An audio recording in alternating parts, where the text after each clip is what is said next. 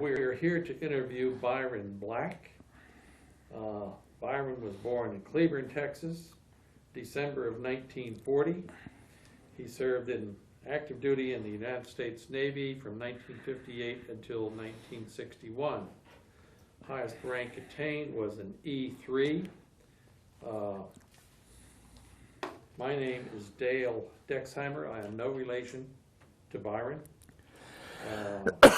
I'm doing this recording in Burleson, Texas. Today is Friday, May the 28th, 2010. And this recording is being done for the Veterans History Project at the Library of Congress. And with that, Mr. Black, we'll let you tell us your story, sir. Well, don't have much to say. Like I say,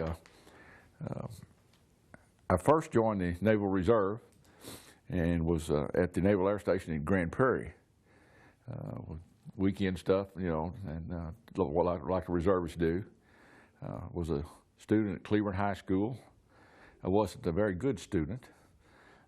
Just seemed to not get along with teachers very well and didn't like all that kind of stuff. So a friend of mine, Clinton Graves was his name, lives in this area somewhere. I talked to him a couple of years ago.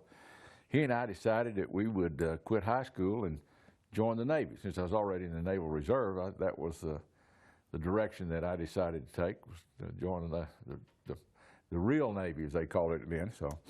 So we, Clinton and I, we did that. We joined the Navy and went to the center in Dallas and rode a train then from Dallas to San Diego, California to boot camp. We were in the same boot company while I was in boot camp. After boot camp, we came home on our boot leave. I never saw Clinton again. He went off to the submarine corps. I didn't have any orders when I got out of boot camp, so what I did, I had to get on another train and ride it all the way back to San Diego to be part of ship's company in San Diego, the training center in San Diego, until I received orders. Got back out to San Diego and stayed there about 3 days, and my orders came through to go to a school, A&P school it was called, in Norman, Oklahoma, which was just next to the University of Oklahoma campus. What's A&P? I can't even remember what it was now. It was an aircraft maintenance something, I can't remember now. But anyway, they did a lot of training for working on airplanes. And I took the direction of trying to become a hydraulic person to work on planes, because you know, and I guess they still do. They had a lot of hydraulics on them. So I can't remember how long I was in Norman, Oklahoma. It was a lengthy school. Seemed like it was 4 or 5 months, you know, for that period up there. And when I got out of school up there, you know, you put in your preferences on where you would like to be stationed, and I put in the East Coast, West Coast. It didn't make me any difference. I just wanted to see the world. You know, I was a young guy here, just turned 18, and you know, just away from home, and you know how you feel sometimes when you first get away from home, that freedom, and you want to do it all and see it all. So I put in the East Coast and West Coast, and then when the orders came through, where did they send me? Naval Air Station, Corpus Christi, Texas. You know, so I go down there and I reported in down there, and I was assigned to a training squadron, VT-30 it was called. I just remembered that a while ago. We had AD-6s and AD-5 aircraft. We did a lot of, those were prop-driven aircraft, and naturally the wings folded up with hydraulics and all kinds of flap with hydraulics and all that stuff. So I worked for a while in the hydraulic shop. And for some reason they moved me into the records keeping part of the squadron, where we had to maintain all the records on all the aircraft as to what maintenance and flight hours and all kinds of things, you know. And I got to know some of the officers there and talked to them, and let me be a crewman on some of their flights when they were out with the squadron training these pilots. And they did a lot of dive bombing training down at Corpus Christi.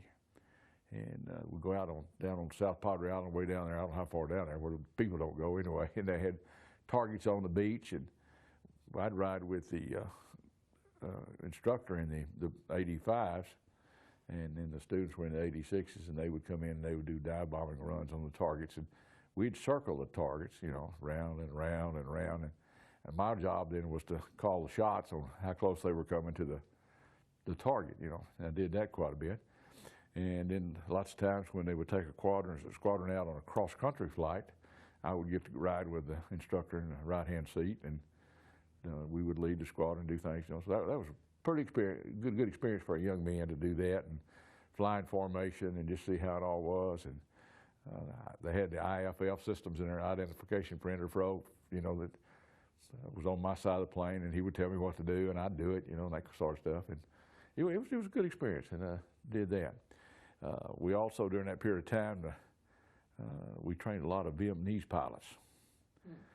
The U.S. government was training Vietnamese pilots, I guess, for the Vietnamese conflict. And some of the funniest things happened during that period of time that, you know, just those individuals, some of them should have never even stepped foot on the base, but they did. And I remember just one incident that just came to mind right now was that they were going out to the end of the runway to get ready for takeoff, and instead of advancing the throttle on the airplane, the Vietnamese pilot pulled the landing gear up, and that plane just sit right down on that prop was, you know, things like that, you know. And then there was another one that was coming in, and he got his vision messed up in the horizon, and he flew right into the Gulf of Mexico because he thought that was the horizon, you know. Just strange things like that. And a lot of experiences down in Corpus Christi, believe me. Got to go through Hurricane Carla down there back during that time. So we had to pull all the aircraft into the big hangars and shut up the big steel doors and strap everything down outside, all the barrels and stuff, you know. And then they made us stay in there with sleep in the hangars with those planes during that when the hurricane came through. And you could look out those steel doors, and those big old heavy steel doors, and they just moving back and forth, you know. And you could see some of the barrels every once in a while would break loose of their ropes that had them tied down, and there they go flying. They're full barrels of oil and stuff, you know. And that was a good experience too, you know. So I don't ever want to see another hurricane, believe me. You know, it can make the mess. And also at Corpus Christi, I wasn't involved with that squadron, but they had the seaplanes that would take off off the water and land on the water. And it was always interesting to watch those guys. They were a different breed, you know. So they were all stationed out there. And when my tour of duty from Corpus Christi was up, and I was ready to go for a rotation to go somewhere else, well, the Berlin crisis came up. I don't know if y'all remember the Berlin crisis. And so what did they do? They extended me in Corpus Christi, Texas. So I didn't get to, I was finally discharged from Corpus Christi, Texas. My whole tour of duty was in Corpus Christi, Texas. So again, like I say, the only time I ever saw a ship would be when the USS Antietam would come into the Gulf of Mexico, and our pilots would have to go in and qualify for aircraft landing. And on one set, I got to go out on the ship. They flew us out on a helicopter and landed us on the ship, and we had to fix anything that went wrong with planes, you know. That was what, one day. That was my tour of duty on the ship. But that was kind of interesting to do that, and to qualify as an air crewman, I had to go through some training. So if something happened, I'd know how to bail out of an aircraft. Well, they had a static display down there of a plane tied down on the apron of the runway, you know, and you'd get in there by yourself, and you would start the engine, and you would get that thing up and get the blades going, and, you know, to the right RPM. Not, you know, it's been so long ago, I can't remember what it was. Then you'd have to open the canopy, and you'd go through the process of bailing out of that plane into a net on the side. And that was a fun experience, you know, things like that, you know. But thank goodness I never had to use that training. But I think I could have if the need arose, because that was a good experience. And but I did a lot of record keeping, and Barbara and I were my wife was cleaning out stuff at the house the other day, and I run across a letter of condemnation for the good record keeping I did on the aircraft many years ago. You know, they would thank her. And when it was time for my discharge, they tried everything in the book to get me to re-up and re-enlist, and I didn't want to do that. During that period of time, I had, on the weekends, I would go out of bounds on my Liberty.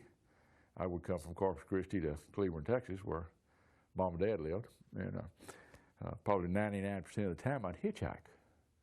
Back then it was still safe, you know, but people would trust you to pick up, and I hitchhiked from Corpus Christi to Cleveland, Texas, and during one of those fateful weekends, I met my wife, Barbara, at that time, And that started a relationship. We dated and all, and finally ended up getting married. But we went together about 6 years, and then got married. And then by today is my 45th wedding anniversary. So Congratulations. yeah, so we made it that far. We're still together. So I don't know if you need any more. Like I said, I don't have much to tell because didn't do much except whatever they told me. Makes you a good sailor. Yeah. Mm-hmm. I was surprised. Did you quit high school? Yes, I did. You really did? Yeah. Not big. Mm-hmm. Did you go back then and get a GED? I did. I came back home and got my GED, and then went on to Tarrant County College and got 2 associate degrees. I got one in mid-management and one in Postal Service Administration. And did you ever use any of your GI Bill stuff? yes, for my first time through Tarrant County, I used what was available to me at that time to get that first associate degree. You commented and pretty quickly, Byron, on boot camp at San Diego. Mm-hmm. You think of any things that stick with you? It's been a long time. It's been, good God, it's been 50 years, I guess. Mm-hmm. But recollections of boot camp. What kind of barracks were you in? How was the food? They marched you around a lot? Yeah, they did, but there's some things I left out because I had forgot about them until you just asked that question. When I went out to boot camp, you know, they get all the information on the recruits as they possibly can. But when I was in high school, I played in the high school band. I played a trumpet.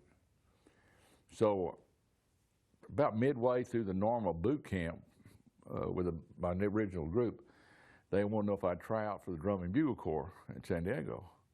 So I did, and I got picked for Drum and Bugle Corps. So the second half of my boot training was with the Drum and Bugle Corps. And you go through the same thing as the regular recruits do, but you get a little extra privileges because you're in the Drum and Bugle Corps. But you did a little marching. We played at the weekly graduations when the companies would graduate from boot camp. We would play in them. So I played a trumpet in the Drum and Bugle Corps at the Recruit Training Center in San Diego, California. And I did that. But I thought it was quite funny, you know, but the Navy boot camp in San Diego is right next door to the Marine boot camp.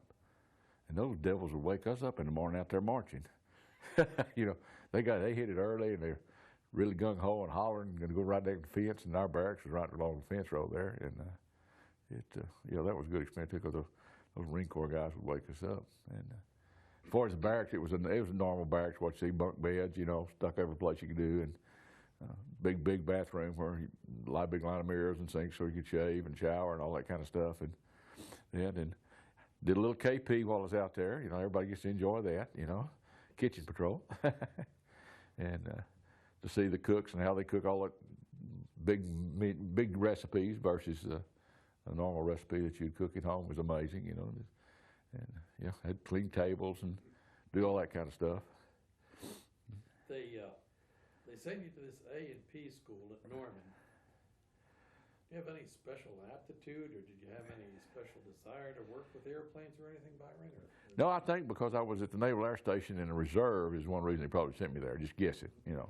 But I didn't have any special aptitude for that. That's just where my orders came in, and I just looked at what was available and thought, well, I'll try this. You know, I don't know anything about it, and so I gave that a try. Go back to when you joined the reserves. You joined the reserves, I guess you were 16, 17? 17, early 17, yeah. Any particular reason why you picked the Navy Reserve? No, I don't remember, but, you know, I just did. I just remember that. I don't know, I'd always, you know. No family members or anything? Yeah. That had been? Yeah. You know, you always heard how the sailors get all the girls, I guess.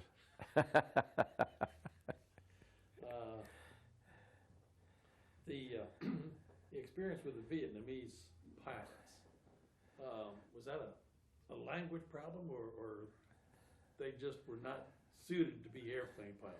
Well, it was a little bit of both, you know.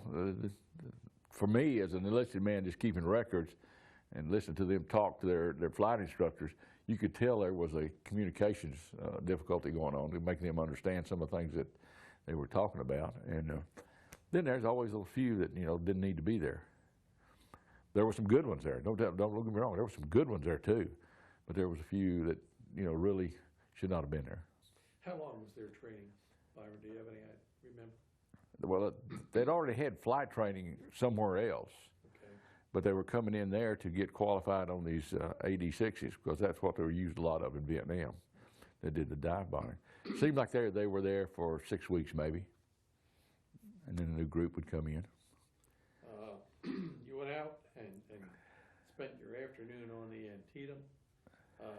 I guess they didn't need your maintenance expertise or whatever. Heavens no. Did you see a number of carrier landings? Yeah, we watched our squadron come in and qualify, take off, and then they would, take off. They would land and then take off, and I forget how. I think they had to make 3 landings to qualify, catch a hook, and all that kind of stuff. And we didn't even get to work on any planes. We just had to sit there and wait just in case something did happen, and it never did. So, loaded us back up, carried us back to Corpus Christi Naval Air Station, So. Excuse me. You ever use any of the experience you had in the military when you got out and you're civilian? Did it lead you to job or vocation, anything? Well, you always learn something from your tour of duty in the military, no matter what branch of service is in.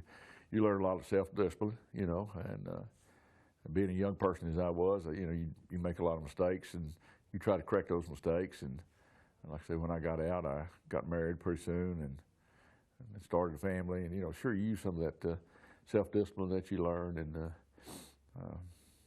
that kind of thing. If you had a little difficulty in school, you had some difficulty getting along with teachers, et cetera. I guess that boot camp was a little bit of a shock. Very much of a shock, yes. Yeah. Because your drill instructor, he didn't care what kind of trouble you had. You're going to do whatever he said and win, So. They were Navy drill instructors? Oh, yeah. Yeah. Okay.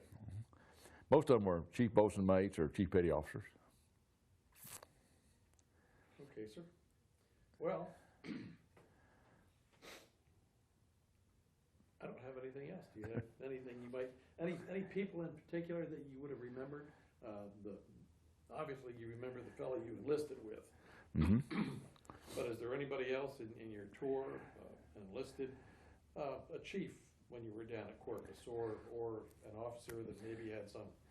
Well, there was an officer I remember, and I don't know why I've always remembered him, and his last name was, he was Lieutenant Commander Poor was his name, and I flew quite a bit of flights with him, and I don't know why he always selected me to go with him, but I guess because he liked what I did and how I did things, but yeah, I liked him, and he talked a lot about integrity, he talked a lot about good character and doing those things right. He was a good teaching flight instructor, but he not only taught pilots, but he tried try to help the enlisted men in the squadron also. Yeah. Was he from the academy? Do you know? I don't know.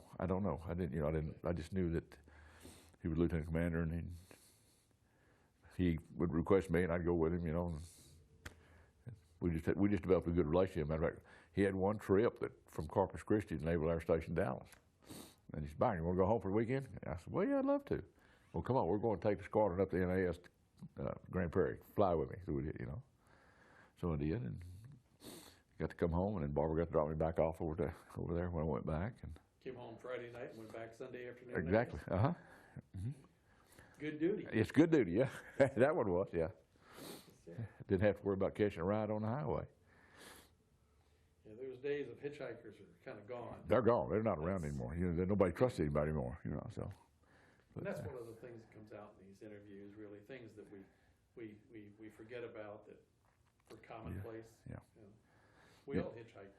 Yeah, we did. I'd put my Navy uniform on and get out on the highway, and people would pick me up. And I can't tell you how many times somewhere along the route somebody picked me up and maybe dropped me off at Waco or Hillsboro and say, "Well, Sunday evening I'm going back. Would you like to meet me here at so-and-so, and I'll let you ride with me?" So I'd meet him there and have a ride all the way back next, But you don't see that today, Sure don't. Well, you don't see it, and you were in Texas, too. That's true. Texas makes a difference, yes. Yes, sir, it does. Yeah. Mm-hmm. I don't have anything else, Byron, unless you make any comments, but we certainly we appreciate you taking the time to come down and give us your time and your story, sir. We appreciate your service to the country. And that's about a conclusion, I think. Ran like